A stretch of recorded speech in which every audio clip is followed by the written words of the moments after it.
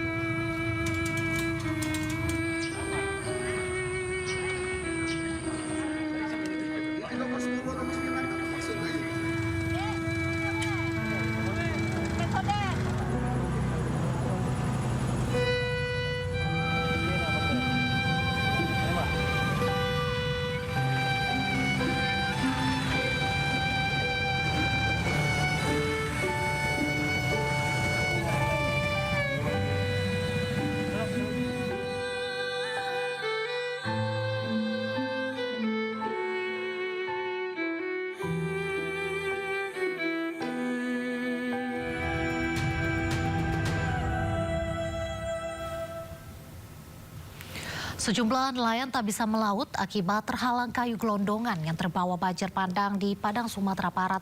Untuk menghidupi kebutuhan sehari-hari, nelayan pun memanfaatkan kayu gelondongan untuk dijual ke industri rumah makan. Pasca banjir bandang, petugas mulai mengumpulkan kayu gelondongan yang memenuhi pantai Parupuk Tabing, Padang. Kayu tersebut nantinya digunakan untuk pembangunan hunian sementara bagi para korban. Sementara gara-gara laut penuh kayu, nelayan mengaku sulit melaut hingga 1 bulan terakhir. Sebagai pengganti mata pencaharian sementara, para nelayan pun memanfaatkan kayu gelondongan tersebut untuk dijual sebagai kayu bakar kepada industri rumah makan. Ya, pandai-pandai nelayan aja kena dampak ini banyak kayu kan, diolah, dipotong, ada yang beli untuk kayu bakar kan. Dengan penjualan kayu inilah kami untuk sehari-hari. Pasca banjir bandang dan longsor, aliran listrik masih padam di sejumlah wilayah di Kabupaten Gayo Luwes, Aceh. Saat malam tiba, gelap menyelimuti jalan utama hingga permukiman warga.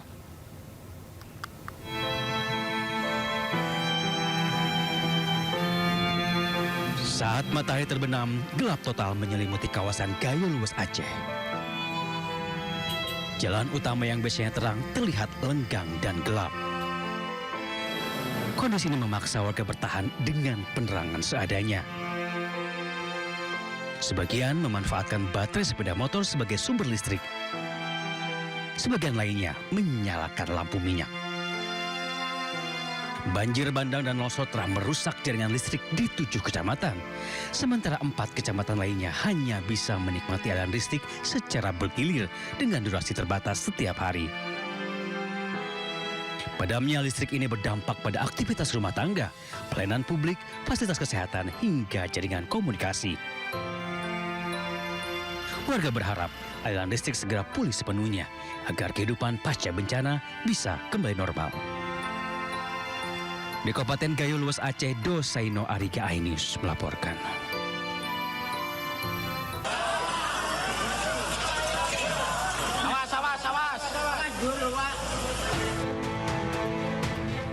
Kobaran api melalap 2 ruang gedung asrama putri di lantai 2 Sekolah Madrasah Aliyah Negeri Man 2 di Jalan Kiai Haji Ahmad Dahlan, Kota Yogyakarta.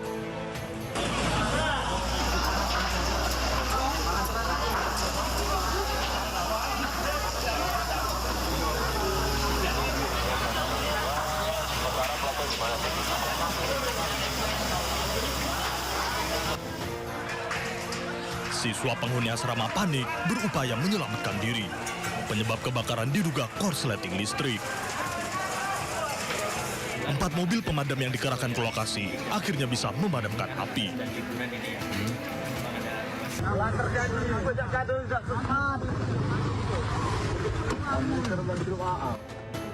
Sementara itu bus akap Medan Jaya yang ditumpangi pemudik Natal dan Tahun Baru terbakar di Kabupaten Musirawas Utara, Sumatera Selatan. Damkar atau Pemkap kirim mobil damkar. Bus dari Jakarta tujuan kota Medan, Sumatera Utara ini diduga mengalami korsleting listrik. 44 orang penumpang berhasil menyelamatkan diri. Petugas bersama warga bahu-membahu memadamkan api. Selanjutnya penumpang bus dipindahkan ke bus lain menuju Medan. Tim Liputan iNews melaporkan.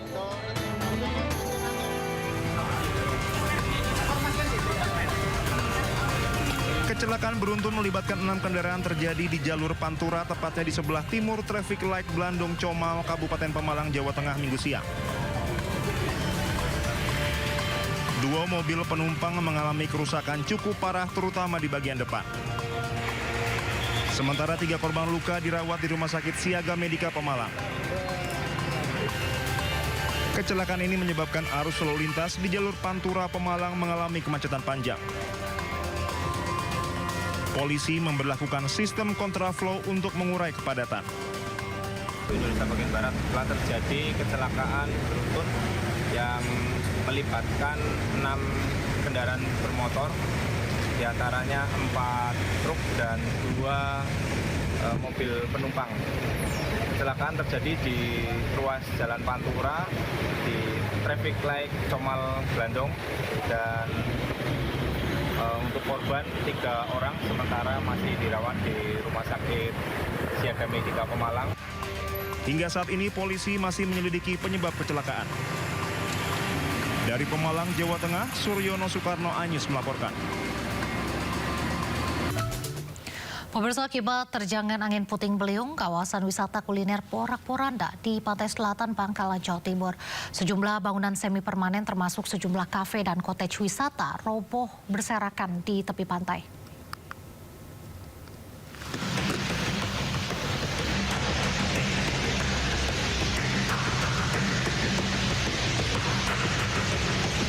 Angin kencang disertai hujan deras menerjang kawasan wisata kuliner di pantai selatan Bangkalan, Jawa Timur.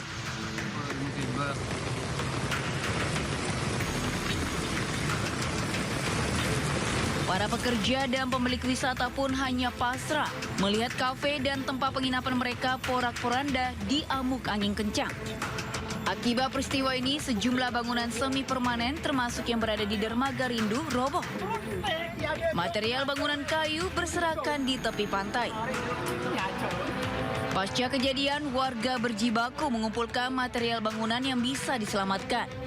Tidak ada korban jiwa dalam peristiwa ini karena saat kejadian warga panik berlarian menyelamatkan diri. Ya, dengan cuaca dan angin yang begitu kencang, cuaca ekstrim, sehingga dengan angin yang kencang itu merobohkan sebagian besar pantai dermaga Rindu. Tapi nggak ada korban, Pak? Alhamdulillah tidak ada. Pihak BPBD mengimbau agar masyarakat lebih waspada menghadapi cuaca ekstrim hingga pergantian tahun nanti.